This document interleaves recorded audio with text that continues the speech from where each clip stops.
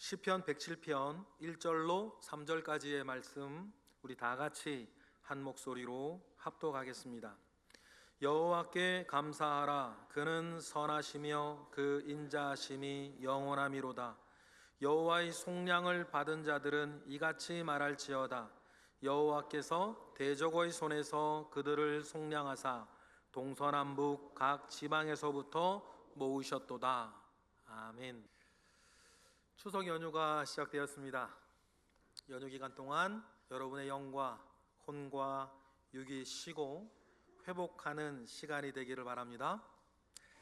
그리고 이 모든 것을 허락하신 하나님께 감사할 줄 아는 은혜도 우리 가운데 있기를 바랍니다.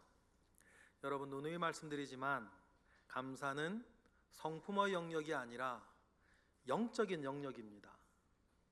그래서 감사는 조건이 중요하지 않고 능력이 중요하다. 그 안에서도 감사할 수 있는 능력, 모든 일 넘어 계시는 하나님을 바라보는 믿음의 능력입니다. 그래서 여러분, 감사는 영적인 능력이에요. 그래서 성경은 감사하는 자가 되라고 당부합니다. 감사의 사람이 되는 방법도 가르쳐줘요. 골로새서 3장 15절입니다. 시작. 그리스도의 평강이 너희 마음을 주장하게 하라. 너희는 평강을 위하여 한 몸으로 부르심을 받았나니 너희는 또한 감사하는 자가 되라. 비결은 다른 것이 아닙니다. 그리스도의 평강이 우리의 마음을 주장하게, 다스리게, 통치하게 하는 것입니다. 여러분, 내 마음이 다른 것에 주장되지 않는 것이에요. 죄악이나 상처가 마음을 주장하지 않게, 실패나 좌절이나 분노가 내 마음마저 주장하지 않게 해야 됩니다. 성공한 것, 넉넉한 것이 내 마음을 주장해서도 안 됩니다. 조건이나 상황에 영향을 받지 않고 우리 주 예수 그리스도의 평강만이 여러분의 마음을 주장하기를 바랍니다. 세상 일에 너무 일희일비하지 않는 것입니다. 여러분, 이것이 믿음의 도에서 중요한 덕목이에요. 믿음을 가지고 살고 있는데도 불구하고 세상 일에 일희일비하며 살면 그 사람에게 중요한 것은 믿음이 아니에요. 어떤 일이 내게 주어지냐, 그게 중요한 거 아닙니까? 이런 일이 생기고 저런 일이 주어지면, 이런 일이 생기지 않고 저런 일이 주어지지 않으면 그때마다 무너지고 일어나고 무너지고 일어나고를 반복한다면 분명한 건 뭐예요? 그 사람은 믿음의 주관을 받는 사람이 아니고 자기에게 주어지는 일의 주관을 받는 사람 아닙니까? 여러분, 그러니까 다시 한번 그리스도의 평강만이 우리의 마음을 주장하고 있기를 바랍니다. 이것이 왜 중요하냐면 그래야 우리가 끝까지 한길을 걸어갈 수가 있어요. 벌써 10월입니다.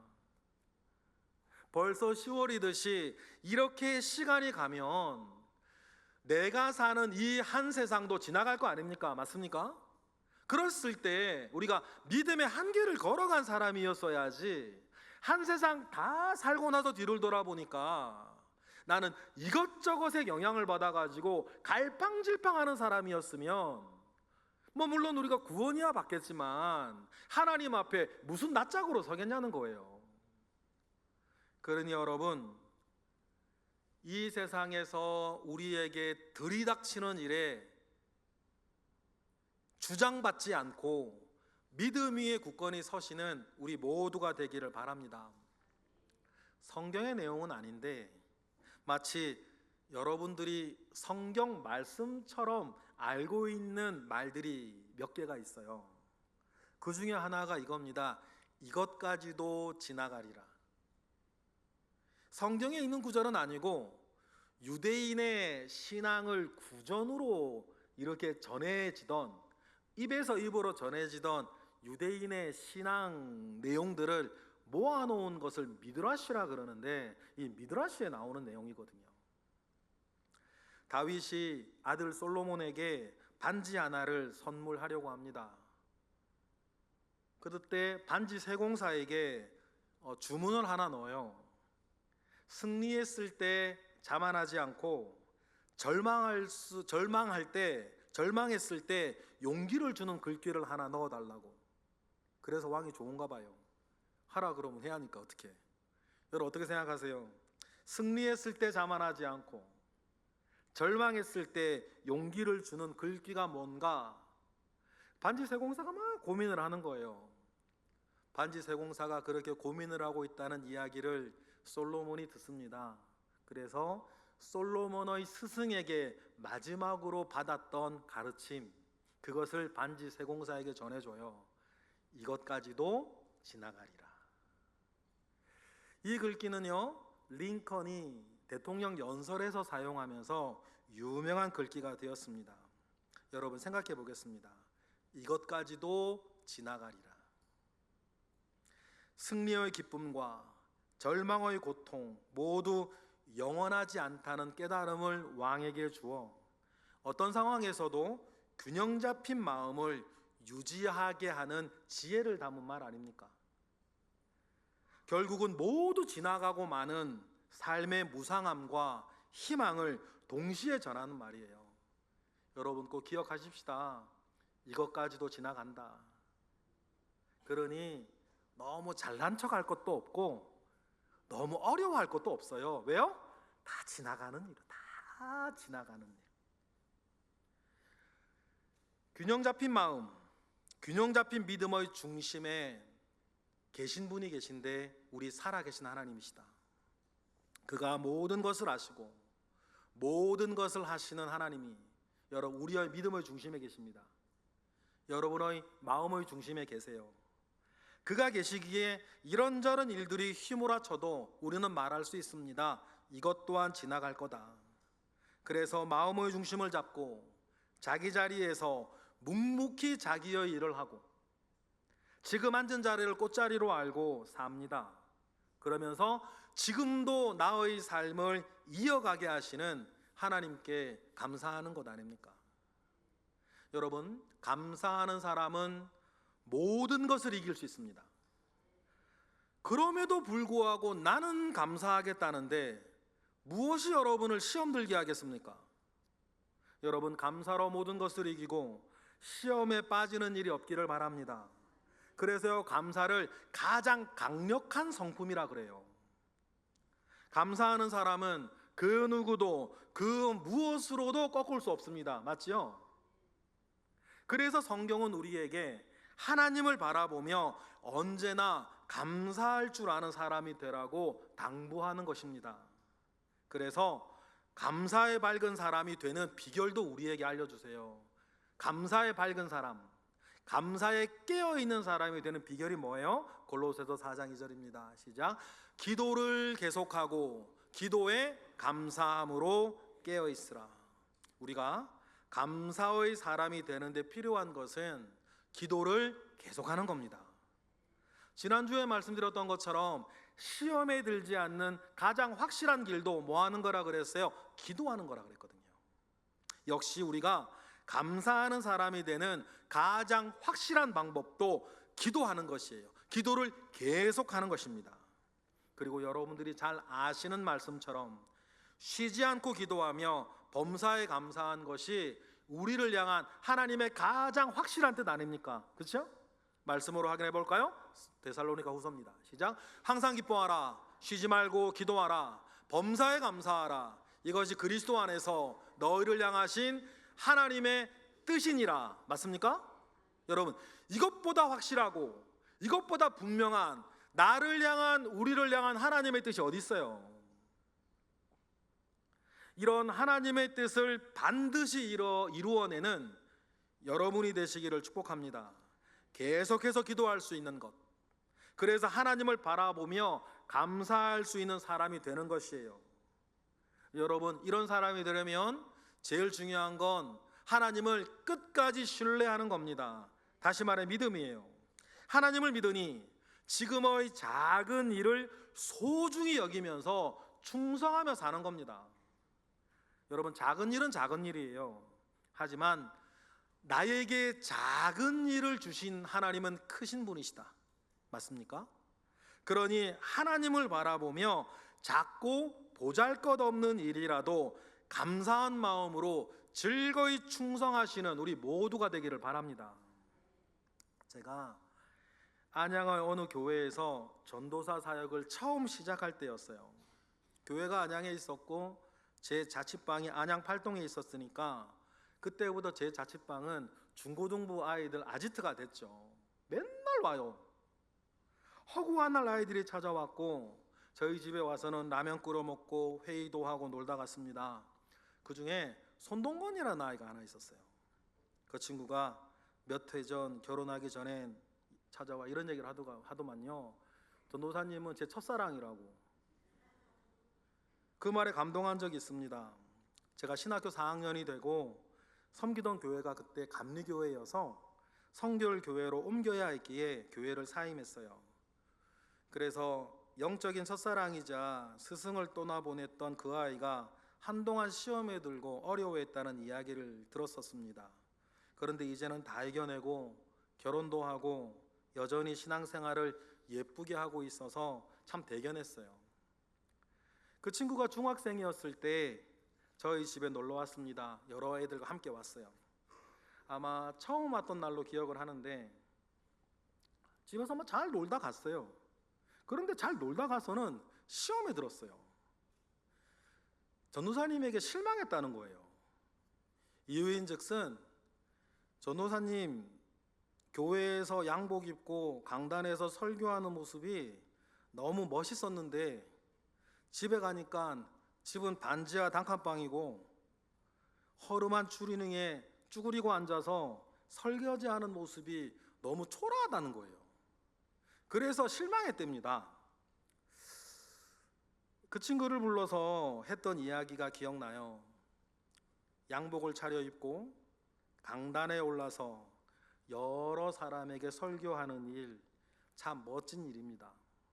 그런데 그 멋진 일도 내가 우리 집 부엌에 쭈그리고 앉아서 설거지하는 모냥 빠지는 그 일을 하지 않으면 할 수 없는 법 아닙니까?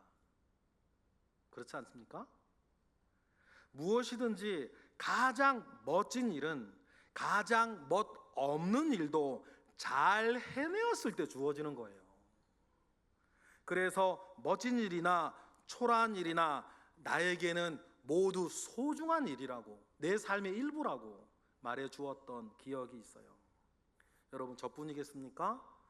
누구나도 마찬가지입니다. 가장 멋진 일은 가장 하찮은 일을 그 일도 잘 해내었을 때에 여러분 할 수 있는 것 아닙니까? 우리 교회부터도 마찬가지예요. 우리 교회에서 여러분 가장 훌륭하고 멋진 일이 뭡니까? 그런데 그 훌륭한 일도 누군가가 멋이 없고 보잘것없는 일을 해주지 않으면 할 수 없어요. 우리 교회에서 저에게는 두 가지 큰 직임이 있습니다. 하나는 말씀을 가르치는 것과 또 하나는 교회의 비전을 제시하고 이어가는 일이에요. 가르침은 가르침으로 끝나서는 안 되고 여러분의 삶에서 실천되어야 진짜가 됩니다. 실천은 누가 대신해 드릴 수가 있는 일이 아니에요. 여러분이 말씀에 순종하지 않으면 전하여지는 말씀은 믿는 이들 그들만을 위한 도덕강의에 지나지 않는 것 아닙니까? 제가 여러분에게 좋은 얘기, 재밌는 얘기, 도덕강의하고 있습니까 지금? 그게 아니에요. 전하여지는 모든 말씀은 여러분에게 순종을 되고 실천이 되어졌을 때 비로소 의미를 가지는 거예요. 그래서 설교의 결론은 강단이 아니라 회중의 삶에서 내려진다. 그 말은 맞죠. 교회의 비전을 제시하고 특정 선한 일에 우리의 역량을 모으는 일도 있습니다. 여러분, 우리 교회가 이 세상 모든 것을 다 구원할 수 없는 것 아닙니까? 이 세상에 있는 모든 선하고 착한 일을 우리가 다 할 수 없는 것 아니에요. 그러니 여러분, 그 교회에서는 그 모든 일들 가운데에 우리의 역량을 지금 집중해야 할 비전을 제시하는 사람이 있어야 되는 거예요. 사전에 나오는 단어는 아닌데 그 비전을 제시하는 사람을 교회에서는 뭐라고 부르냐면 비전어리라, 그런 얘기를 많이 하더라고요.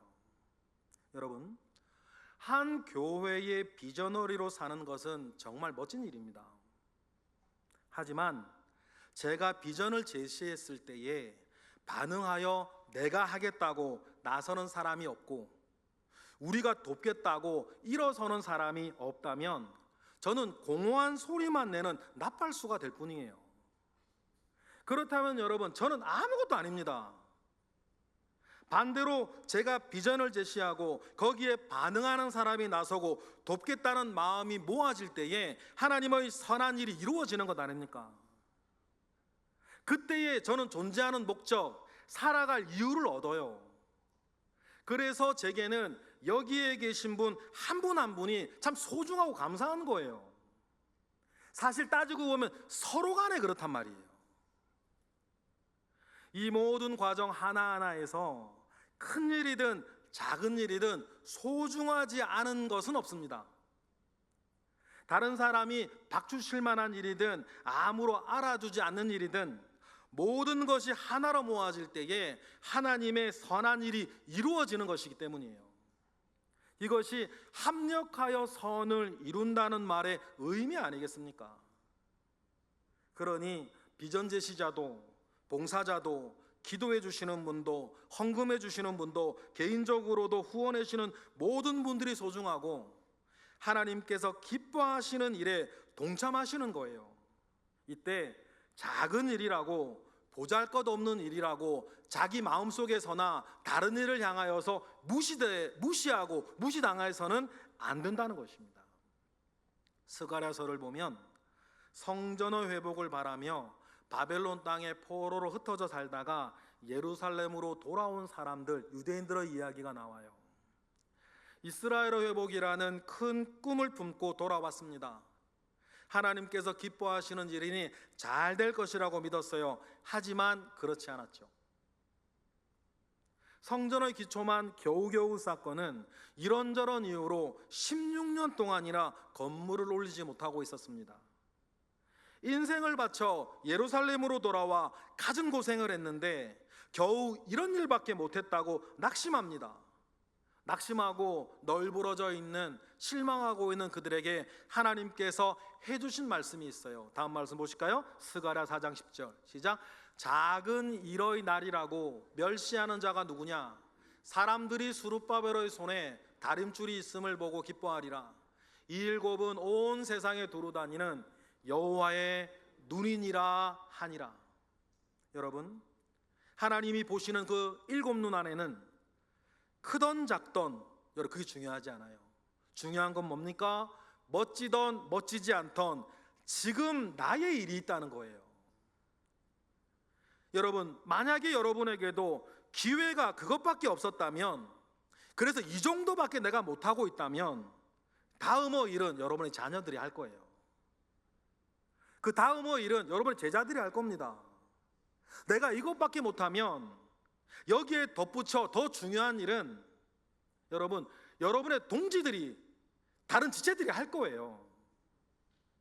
여기서 중요한 건 뭘까요? 그 작은 일을 대하고 있는 나의 태도인 거예요. 작은 일을 대하는 태도가 그 사람의 믿음과 그 사람의 됨됨이를 보여주는 것 아닙니까? 그래서 하나님은 작은 일에서의 태도를 보고 그 사람의 다음의 일도 맡기겠다고 말씀하셨어요. 여러분, 그것이 달란트 비유에서 가장 중요한 것 아닙니까? 주님께 칭찬을 들었던 종은 어떤 모습 덕분에 칭찬을 들었는지 한번 보실게요. 마태복음 25장 다 같이 시작. 그 주인이 이르되 잘하였도다. 잘하고 충성된 종아, 내가 적은 일에 충성하였음에 내가 많은 것을 내게 맡기리니 내 주인의 즐거움에 참여할지어다 하고. 여러분, 이처럼 작은 일, 사소한 일에서부터 좋은 태도를 가져야 됩니다. 마더 테레사는 말했죠. 작은 일은 작은 일이다. 그러나 작은 일에 충성하는 건 큰 일이다. 그리고 자기 스스로부터 작은 일에 충성하여서 온 세계인이 존경하는 큰 인물이 된 것 아닙니까? 여러분, 이러한 태도는 하나님을 향한 믿음, 하나님에 대한 감사로 크고 작은 모든 일을 이겨내었을 때에 가능한 일 아니에요.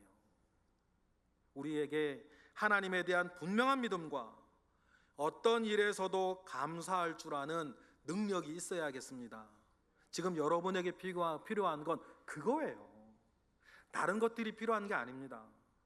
그러니 여러분, 믿음에 대한 우리의 첫 번째 태도를 분명하게 하시기를 바라요. 오늘 본문이 이 사실을 우리가 어떻게 해야 하는지 그 내용을, 근거를 잘 말해주고 있어요. 오늘 본문 다시 한번 읽어보겠습니다. 시작. 여호와께 감사하라. 그는 선하시며 그 인자하심이 영원함이로다. 여호와의 속량을 받은 자들은 이같이 말할지어다. 여호와께서 대적의 손에서 그들을 속량하사 동서남북 각 지방에서부터 모으신 여러분, 그리고 우리 모두에게 명령하십니다. 먼저 감사하라. 감사의 근거는 다른 게 아니에요. 조건이나 일의 진척이 아닙니다. 우리의 감사의 이유는 우리 살아계신 하나님이 선하시다, 우리 하나님의 인자하심이 영원하시다. 여러분, 이 사실 아닙니까? 맞습니까? 그러니 우리는 다른 것으로 내 마음이 주장되어지고 일이 잘 되고 안 된 것, 그것으로 왔다 갔다 하는 사람이 아니라 우리의 감사의 기준은 우리 하나님은 인자하시고 선하심이 영원하시다, 그 사실 위에서 감사하시기를 바랍니다. 이것이 하나님에 대한 우리 믿음의 첫 번째 태도 아닙니까? 그리고 이 믿음 위에 서서 자신의 현실을 직시하는 겁니다. 이어지는 4절 말씀 보실까요? 시작.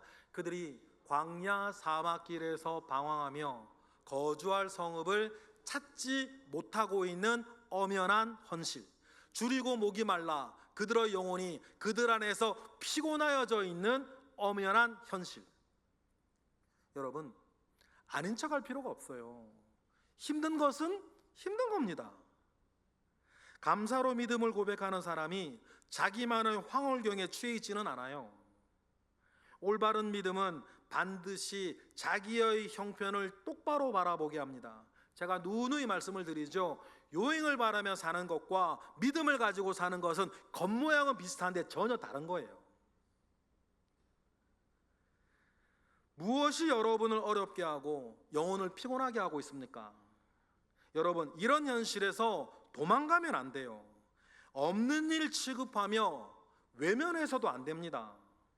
늑대에 둘러싸인 낙타가 도망갈 구석이 전혀 더 이상 없으면 그냥 모래구덩이에 자기 머리를 쳐박는데요.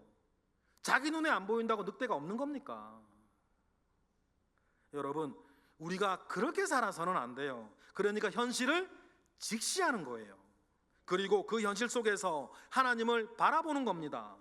그 안에서도 나의 믿음을 고백하며 가장 작은 일이라도 그것을 하며 하나님을 기다리는 것 아닙니까? 하나님이 살아계시니까. 세상이 약하고 여러분을 힘들게 하더라도 묵묵히 지금의 일을 하며 걸어가세요. 그것이 믿음입니다. 중요한 것은 그 실족할 만한 일들 속에서 어떻게 살 것인가 결정하는 거예요. 빈손으로 터벅터벅 걸어가는 중에도 할 일이 있습니다. 계속해서 하나님을 향한 나의 믿음을 고백하는 것입니다. 다음 말씀처럼 말이에요. 읽어볼까요? 6절부터 시작.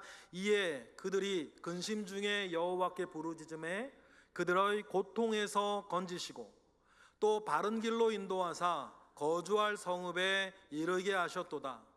여호와 인자하심과 인생에게 행하신 기적으로 말미암아 그를 찬송할지로다. 그가 사모하는 영혼에게 만족을 주시며 줄인 영혼에게 좋은 것으로 채워주심이로다. 할렐루야. 이 하나님을 신뢰하세요. 의기소침하거나 실족하지 마세요. 그것은 하나님께서 기뻐하시는 일이 아닙니다. 시험에 빠지지 마세요. 시험거리에 대한 우리의 일은 기도를 계속하는 겁니다. 믿음을 가지고. 그리하면 바른 길로 인도하시는 하나님을 만나게 될 거예요. 그리고 하나님을 찬양하세요. 그리하면 하나님께서는 여러분을 만족하게 하시고 좋은 것으로 채워주시는 분이세요. 그러면서 여러분, 중요한 한 가지를 깨달아야 합니다. 아무도 원하지 않았지만 힘들고 고통스러운 일이 여러분에게 있다면 그 은혜를 경험하면서 중요한 것 한 가지를 깨달으셔야 돼요. 이 힘든 일의 원인을 깨닫는 겁니다. 그리고 기도하면 하나님께서 알려주실 거예요. 이어지는 말씀 보실까요? 원인이 뭡니까? 이 시편 107편의 기자는 시작. 사람이 흑암과 사망의 그늘에 앉으며 곤고와 쇠사슬에 매인 이유는 하나님의 말씀을 거역하며 지존자의 뜻을 멸시하였기 때문이라.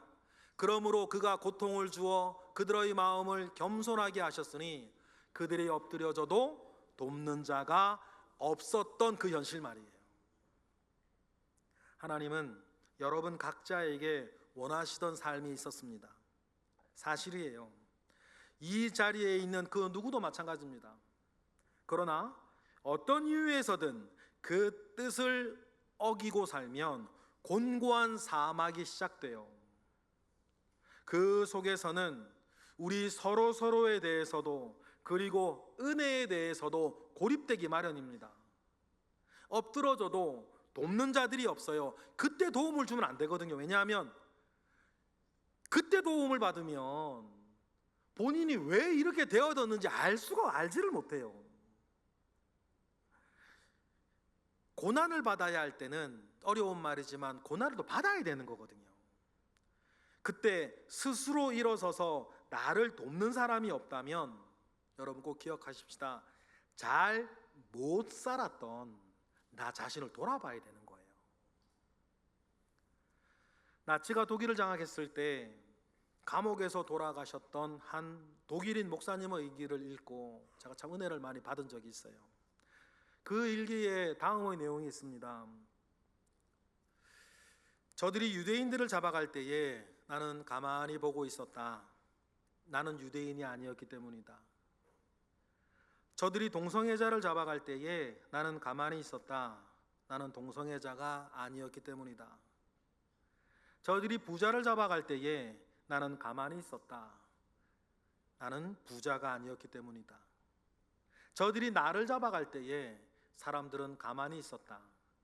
내가 단 한 번도 그들을 돕지 않았기 때문이다. 여러분, 맞는 거 아닙니까? 우리는 고통 속에서 하나님의 뜻을 묻고 고통 속에서 나를 되돌아보는 기회를 삼으셔야 돼요. 왜 나에게 이런 시련이 주어졌을까? 여러분 기억하십시다. 반드시 기억하셔야 돼요. 모든 고통에서 가장 큰 원인은 나의 죄악이에요. 참지 못한 나의 욕망 때문입니다. 이것이 보이고 이것이 인정될 때에 그때부터 하나님이 일하시는 거예요. 내가 잘못한 것이 아니고 저 사람이 잘못했다는 것이 결론인데 어찌 하나님께 감사할 수 있겠어요? 만약에 그런 사람이 감사한다면, 그래 스스로 말한다면 그것은 여러분 속지 마세요. 감사가 아니라 감사의 탈을 쓴 체념이라는 거예요. 그 허울뿐인 감사로 자기의 회개를 미루고 있을 뿐이에요. 그러면 하나님이 일하시지 않아요.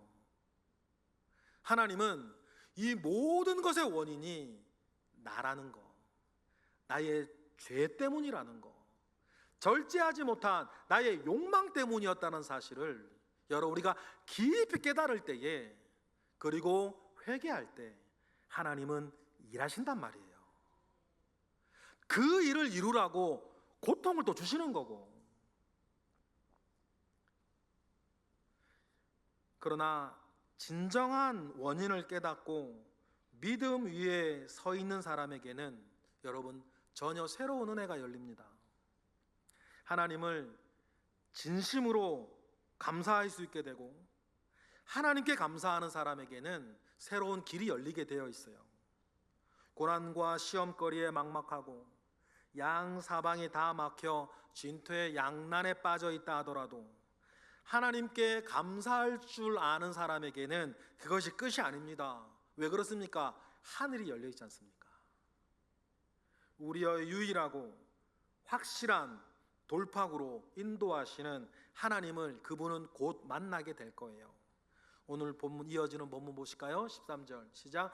이에 그들이 그 환난 중에 여호와께 부르짖음에 그들의 고통에서 구원하시되 흑암과 사망의 그늘에서 인도하여 내시고 그들의 얽어맨 줄을 끊으셨도다.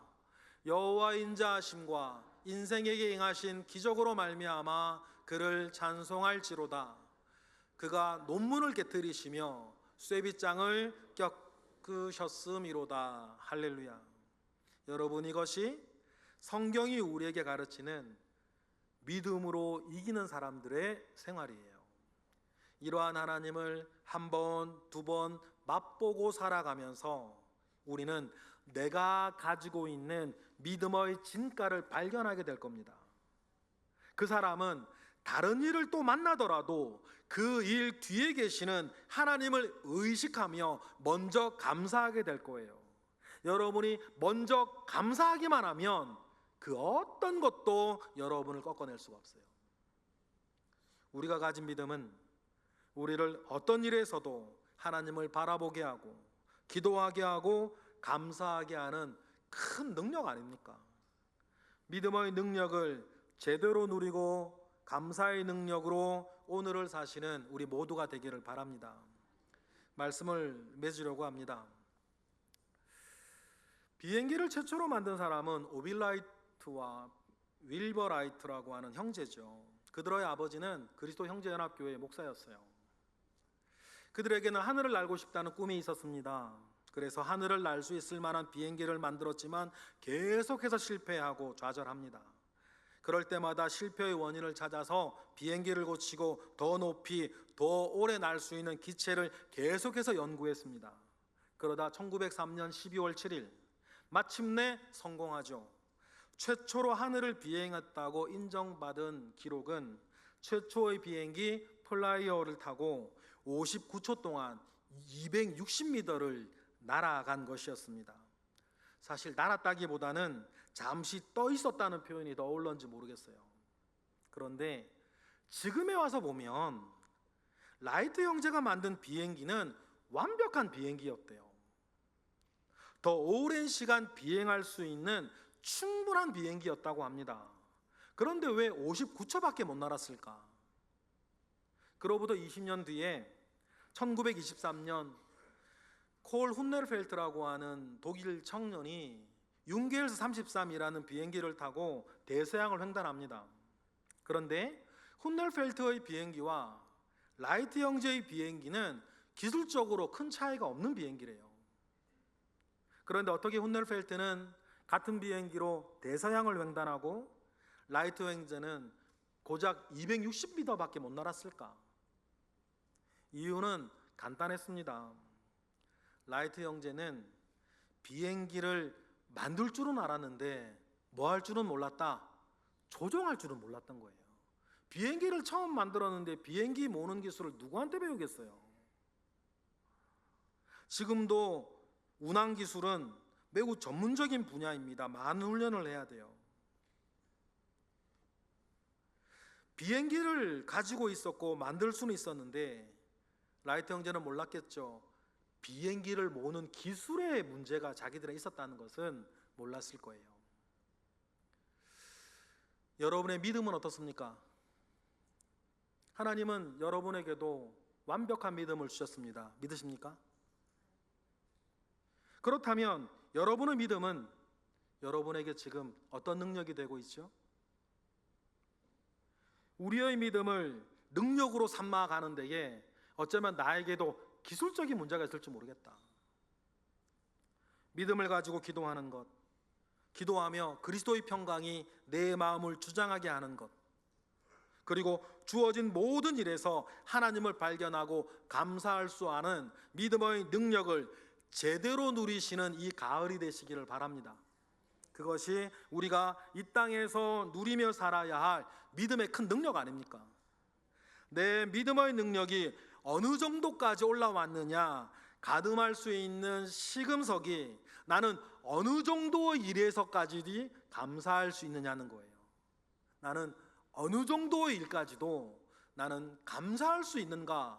이것이 여러분들이 믿음의 능력을 어느 정도 누리고 있느냐의 바로미터가 될 겁니다. 이 시간 나의 인생을 하나님이 주시는 이 믿음 위에 정확히 올려놓으세요. 그러면 믿음은 여러분에게 지구 한 바퀴라도 도는 능력이 될 것입니다. 260m마다 추락하지 않고 좋은 믿음의 비행기를 하나님 우리에게 이미 주셨으니 그 믿음 위에서 마음껏 비행하는 10월이 되시기를 주님의 이름으로 축복합니다. 기도하겠습니다. 할렐루야. 하나님 감사와 영광을 올려드립니다. 믿음의 도를 배우게 하시고 그 위에서 하나님께 감사하며 10월의 첫 주를 시작합니다. 10월, 11월, 12월 이 석 달을 살아가는 동안 주님이 주시는 믿음 위에서 무슨 일에서든지 하나님께 먼저 감사하며 은혜를 누리는 이곳의 모든 예배자들 되게 하옵소서. 예수 그리스도의 이름으로 기도드렸나이다. 아멘.